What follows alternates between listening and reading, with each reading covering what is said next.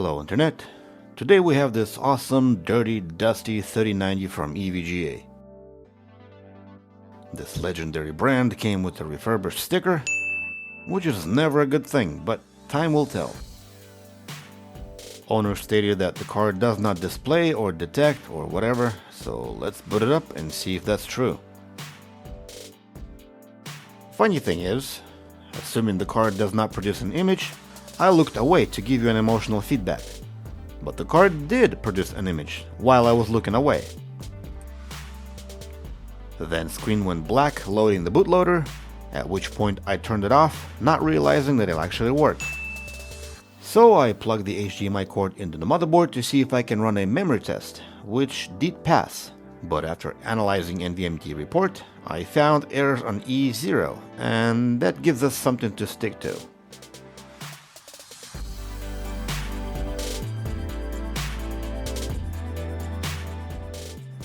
Once card was opened, I noticed that all pads are bone dry and they got destroyed by opening the card.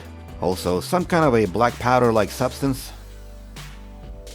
Anyway, I'll start by scraping away the customer's last hope to save a buck or two reusing the pads. And with that done, let's go back to the report and see what oddities we find that will point us to the potential problem. Every row that does not match the rest of the values will be highlighted.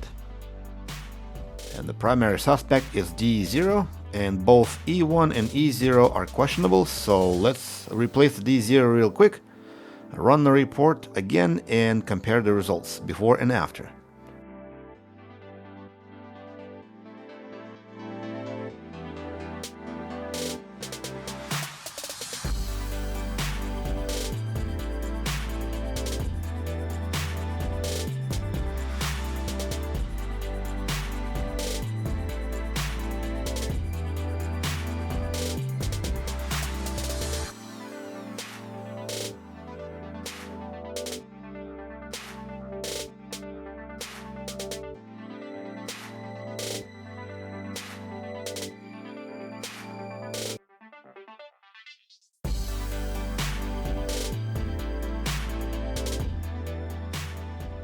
Without touching E channel, errors on E channel went away, which is very suspicious.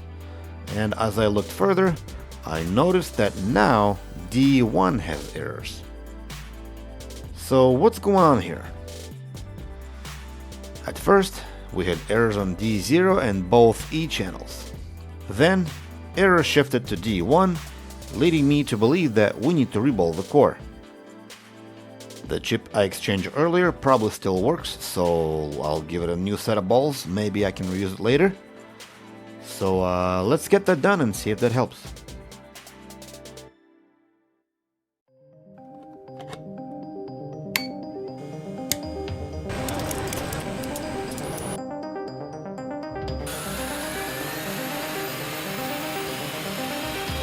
Pull up.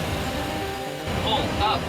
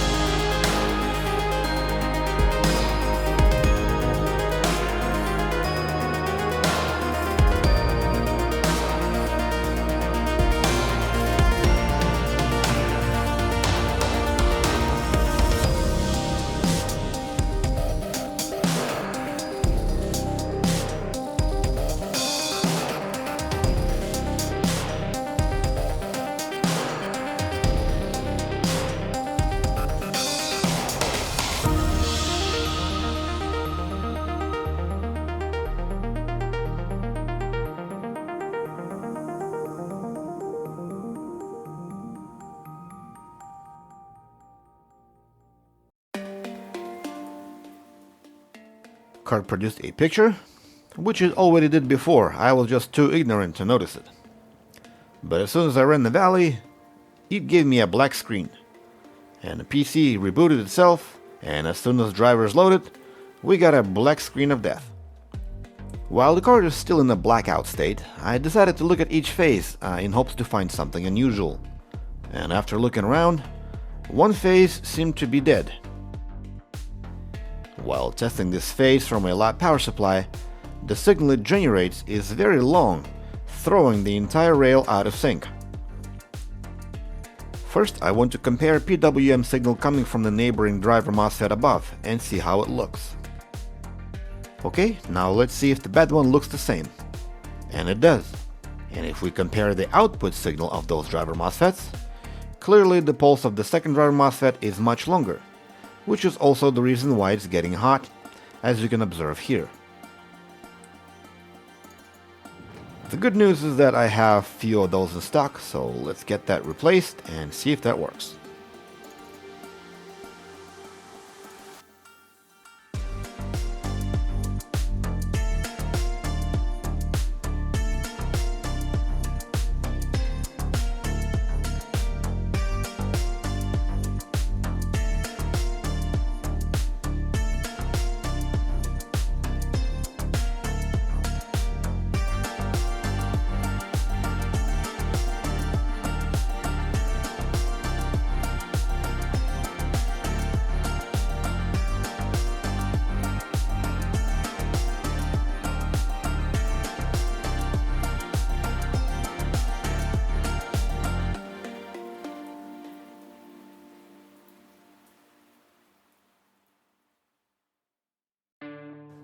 After replacing faulty driver MOSFET, all phases now look clean, everything is now synchronized, and there's no more noise.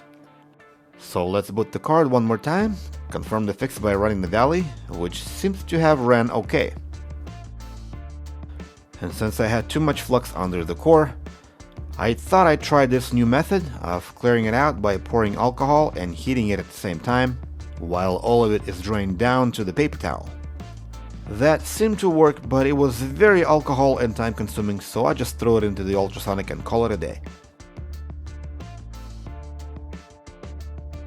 A few minutes later, I applied a new set of pads, proceeded with the stress test, and as you can see, it looks really good, with the exception of the memory temperatures. Since thermal interface was done properly and I had no reason to doubt it, I tried to clean the radiator from dust and see if that helps, maybe drop a degree or two. The other thing I missed were the pads on the back were also dried out, so I will replace them too and try again, and it looks like we dropped maybe 2 to 4 degrees at best. And that, ladies and gentlemen, is a 3090 for you. No matter what you do, it'll run hot. Also, while the test was running, card just crashed, and I went straight into the memory test while the card is still hot to see if something new would show up, and it did. A clear error with a B0 giving an impression that this chip had died, so I went ahead and replaced it with the one that I saved earlier. And after that, running yet another memory test, the error jumped to a different chip, leading me to believe I didn't soak the chip for long enough. So I ended up reflowing the core one more time, running the test to confirm the fix, and following up with the same stress test to make sure that the problem is fixed for good. And it looks like I finally got it. This does happen from time to time when I'm being too careful with the temperatures while soldering the core back on the board. A quick reflow is all it takes to correct that. This is it for this repair. Thank you for watching. I hope you guys have learned something today, and if so, please hit me with a like, comment, subscribe for more repairs. Goodbye.